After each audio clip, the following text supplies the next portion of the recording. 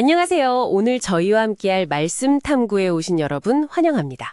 오늘은 특별히 한 청취자께서 나눠주신 말씀인데요. 사도행전 9정 31절. 이 한 구절에 담긴 의미를 좀 깊이 파헤쳐 보려고 합니다. 네, 반갑습니다. 이 말씀, 특히 그 시작에 나오는 그리하여라는 단어가 아주 흥미롭습니다. 아, 그리하여? 네, 이게 단순한 접속사가 아니라 그 앞에 있었던 수많은 일들, 사도행전 1장부터 쭉 이어져 온 그 사건들이 어떻게 연결되어서 이 31절의 상태, 그러니까 교회의 평안 또 견고함, 성장으로 이어졌는지를 보여주는 일종의 다리 역할을 하는 거죠. 와, 다리 역할이다. 그러니까 좀 원인과 결과군요. 그렇죠. 신앙 안에서의 어떤 원인과 결과, 그 연결고리를 보여주는 중요한 단서라고 할 수 있습니다. 네, 맞습니다. 그래서 오늘 저희가 할 일은 바로 이 말씀 속에 그리하여가 도대체 어떤 과거와 연결되어 있는지, 그리고 그 결과로 나타난 초대교회의 상태가 어떤 의미인지 그걸 좀 생생하게 풀어보는 겁니다. 바로 시작해 볼까요? 네, 좋습니다. 자, 사도행전 9장 31절 말씀은 이렇습니다. 그리하여 온 유대와 갈릴리와 사마리아 교회가 평안하여 든든히 서가고 주를 경외함과 성령의 위로로 진행하여 수가 더 많아지니라. 여기서 핵심인 그리하여, 이 결과를 가져온 원인이 대체 뭘까요? 굉장히 궁금해지는데요. 그 원인이 사실 정말 방대합니다. 딱 한두 가지가 아니에요.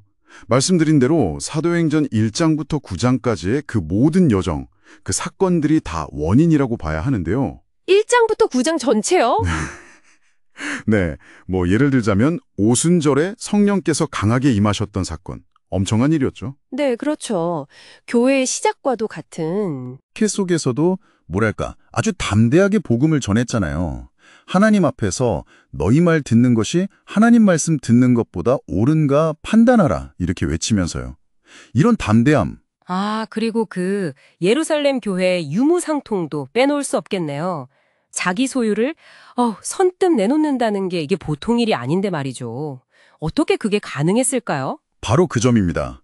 그게 또 하나의 중요한 원인이죠. 내 거다 하는 그 강한 집착을 깨트린 거잖아요. 네네. 이건 정말 강력한 힘, 그러니까 성령의 역사가 아니고서는 설명하기 어려운 부분이죠. 이 말씀은 바로 그 성령께서 사람들 마음속 깊은 곳에 소유욕을 허물어뜨리셨기 때문에 가능했다고 그렇게 암시하고 있는 것 같아요. 성령의 역사로 가능했다. 네. 그리고 또 놀라운 건 박해나 스데반의 순교 같은 아주 어려운 사건들조차도 원인이 되었다는 점입니다. 와, 고난이 원인이 된다니 그건 정말 역설적이네요. 스데반의 순교는 정말 비극적인 사건인데 어떻게 그게 긍정적인 결과로 이어질 수 있죠? 그렇죠. 역설적이죠. 근데 보세요. 박해가 일어나니까 성도들이 예루살렘에만 머물지 않고 사방으로 흩어졌어요. 아, 마치 그 민들레 홀씨처럼요. 흩어지면서 복음이 유대와 사마리아, 땅끝까지 퍼져나가는 계기가 된 거죠. 아하, 흩어짐을 통해서 오히려 확산이. 네. 그리고 스데반의 순교, 그가 돌에 맞으면서도 천사 같은 얼굴로 기도했던 모습, 또 그가 했던 긴 설교 내용들이 사람들에게 엄청난 영향을 주었습니다. 심지어 교회를 막 핍박하던 청년 사울 있잖아요. 네, 사울. 그 사울이 다메섹 도상에서 부활하신 예수님을 만나고 완전히 변화되어서 바울이 되는 그 극적인 회심 사건까지, 이 모든 것들, 좋은 일이든 나쁜 일이든 고통스러운 경험까지 전부 다 모여서 그리하여라는 한 단어 속에 응축된 원인이 된 겁니다. 와, 그러니까 기적 같은 성령 강림, 사도들의 용기 있는 선포, 공동체의 희생적인 나눔, 그리고 심지어는 박해와 순교까지 이 모든 다양한 조각들이 합쳐져서 9장 31절이라는 결과를 만들어냈다. 이런 말씀이시군요. 정말 원인 없는 결과는 없네요. 정확합니다. 말씀은 그걸 보여주는 거예요.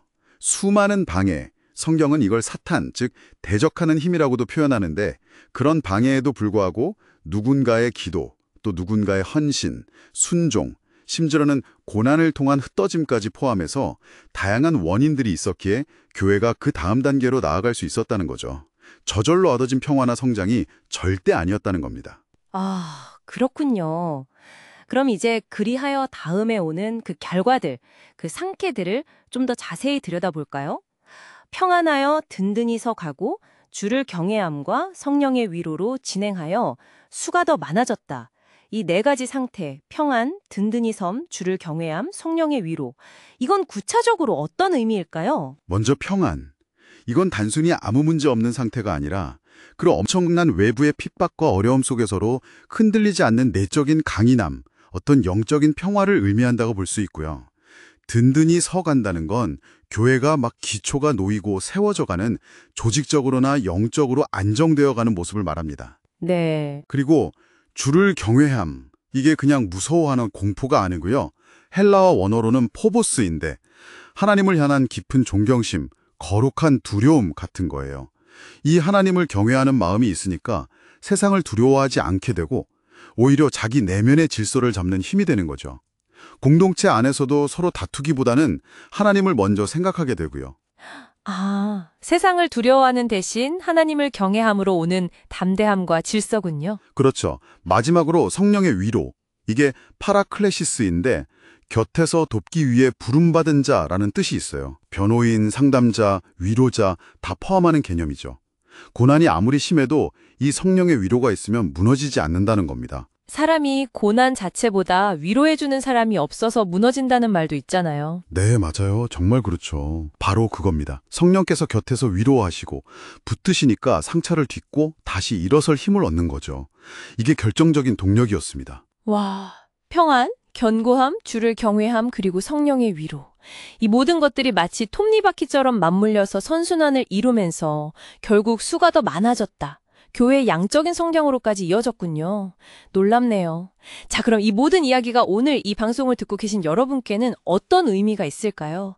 이 그리하여라는 한 단어는 어쩌면 아주 작아 보이는 우리의 믿음의 행동, 우리의 인내, 때로는 우리가 다 이해할 수 없는 고난까지도 성령 안에서는 결국 공동체의 평안과 성장이라는 아름다운 결과로 이어질 수 있다는 그런 놀라운 가능성을 보여주는 것 같습니다. 네, 맞아요. 여기서 정말 우리가 주목해야 할 점은 내 이름이 드러나지 않는 작은 기도나 어떤 소소한 친절, 혹은 묵묵히 감당하는 섬김 같은 것들이죠. 그런 개인의 기여 하나하나가 바로 이 거대한 그리하여를 이루는 소중한 일부가 될 수 있다는 사실입니다. 나의 작은 행동이 하나님의 큰 그림, 그 역사를 이루는 중요한 원인이 될 수 있다. 와, 정말 가슴 뛰는 가능성인데요. 네, 그렇습니다. 마지막으로 여러분께 한번 질문을 던져봅니다.